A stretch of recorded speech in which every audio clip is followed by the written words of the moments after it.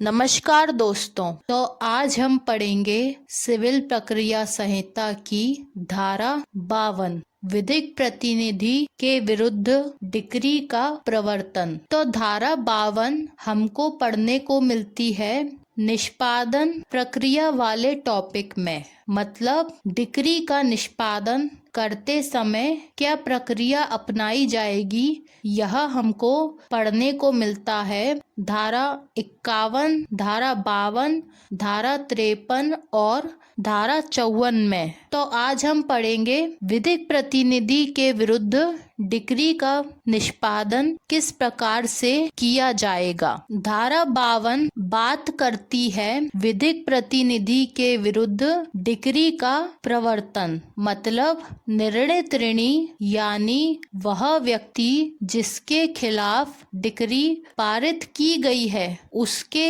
यानी उस निर्णित ऋणी के विधिक प्रतिनिधि। तो विधिक प्रतिनिधि वह व्यक्ति होता है जिसके ऊपर मृतक निर्णित ऋणी के सभी विधिक कार्यों और दायित्वों का भार होता है। तो उस विधिक प्रतिनिधि के विरुद्ध विधिक प्रतिनिधि के खिलाफ डिक्री का प्रवर्तन कैसे किया जाएगा, तो यह हमको पढ़ने को मिलेगा धारा 52 में। तो धारा 52 को पहले हम बेयर एक्ट में पढ़ेंगे, उसके बाद इसे आसान भाषा में समझेंगे। धारा 52 बेयर एक्ट में लिखा है कि विधिक प्रतिनिधि के विरुद्ध डिक्री का प्रवर्तन, enforcement of decree against legal representative. उपधारा 1 जहां किसी मृत व्यक्ति के विधिक प्रतिनिधि के रूप में किसी पक्षकार के विरुद्ध कोई डिक्री पारित की गई है और डिक्री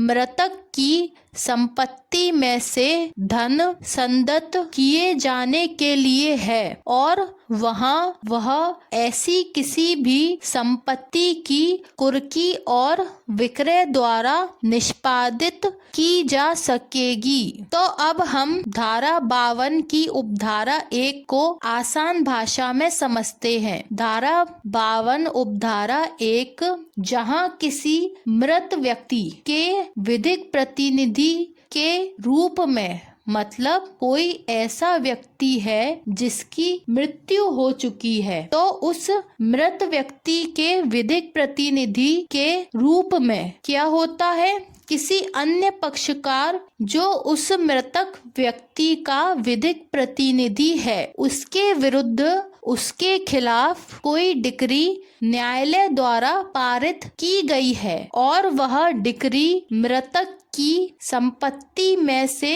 धन संदत्त यानी धन का भुगतान करने की बात करती है। तो वहाँ पर वह डिक्री मृतक की ऐसी किसी भी संपत्ति को कुर्क करके और उसका विक्रय करके, मतलब कुर्की द्वारा और विक्रय द्वारा वह डिक्री निष्पादित की जा सकेगी। तो यहाँ पर डिक्री का निष्पादन धन के भुगतान द्वारा किया जा रहा है और इसके लिए विधिक प्रतिनिधि को अपनी कोई व्यक्तिगत संपत्ति के द्वारा धन का भुगतान नहीं करना है, बल्कि मृतक निर्णित ऋणी के द्वारा उसे उसके मरने से पूर्व जो संपत्ति सौंपी गई थी या ट्रांसफर की गई थी उसी संपत्ति में से धन का भुगतान किया जाएगा और डिक्री का निष्पादन किया जाएगा। अब हम धारा 52 की उपधारा 2 को पहले बेयर एक्ट में पढ़ेंगे, उसके बाद इसे आसान भाषा में समझेंगे। धारा 52 उपधारा 2 बेयर एक्ट में लिखा है कि जहां निर्णित ऋणी के कब्जे में ऐसी कोई संपत्ति बाकी न बची हो और वह न्यायालय का यह समाधान करने में असफल रहता है कि उसने मृतक की उस संपत्ति का सम्यक रूप से उपयोजन कर दिया है जिसका उसके कब्जे में आना साबित कर दिया गया है, वहाँ डिक्री निर्णित ऋणी के विरुद्ध उस संपत्ति के परिणाम तक जिसके संबंध में वह न्यायालय का समाधान करने में असफल रहा है उसी रीति से निष्पादित की जा सकेगी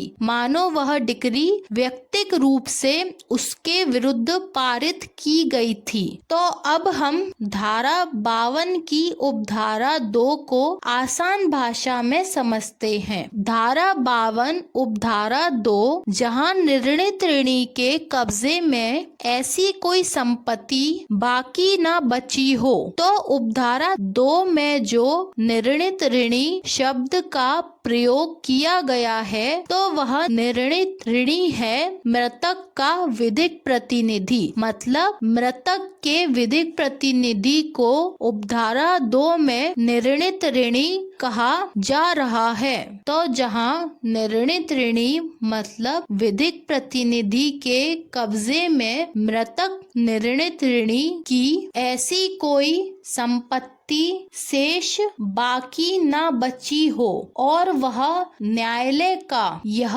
समाधान करने में असफल रहता है। क्या समाधान करने में असफल रहता है? कि उसने मृतक निर्णित ऋणी की उस संपत्ति के सम्यक रूप से सही तरीके से उपयोजन यानी उपयोग कर दिया है, जिसका यानी जिस संपत्ति का उसके कब्जे में आना मतलब वह संपत्ति मृतक के द्वारा उसको दी गई है, कब्जे में आई है, इस बात को साबित कर दिया गया है। वहाँ वह डिक्री निर्णित ऋणी मतलब मृतक निर्णित ऋणी के विधिक प्रतिनिधि के विरुद्ध के खिलाफ उस परिणाम तक, किस परिणाम तक? जिसके संबंध में वह यानी वह विधिक प्रतिनिधि न्यायालय का समाधान करने में असफल रहा है, तो वह डिक्री उस विधिक प्रतिनिधि के खिलाफ उसी रीति उसी विधि से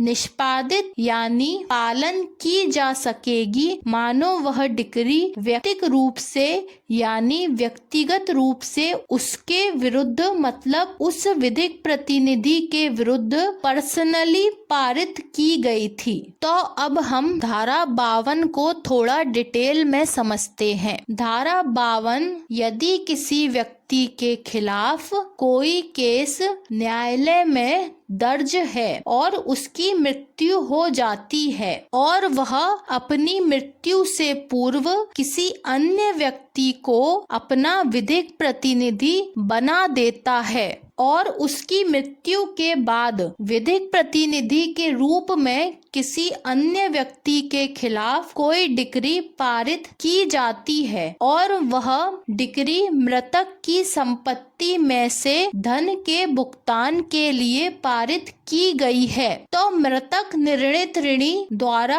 अपनी कोई संपत्ति विधिक प्रतिनिधि को मृत्यु के पूर्व सौंप दी जाती है। वहाँ वह डिक्री ऐसी किसी भी संपत्ति की कुर्की और विक्रय के द्वारा निष्पादित की जा सकेगी और जहां ऐसी कोई संपत्ति विधिक प्रतिनिधि के कब्जे में शेष न बची है और वह विधिक प्रतिनिधि न्यायालय का यह समाधान कराने में असफल रहता है कि उसने मतलब उस विधिक प्रतिनिधि ने उस संपत्ति का सही तरीके से उपयोग कहाँ किया है, क्योंकि वह संपत्ति उसके कब्जे में थी। यह बात साबित हो चुकी है क्योंकि निर्णित ऋणी ने अपने मरने से पहले वह संपत्ति उसे ट्रांसफर की थी कि यदि दुर्भाग्यवश उसकी मृत्यु हो जाती है तो उसकी उस संपत्ति का उपयोग डिक्री के निष्पादन में किया जाए, लेकिन वह विधिक प्रतिनिधि न्यायालय का समाधान कराने में असफल रहता है क्योंकि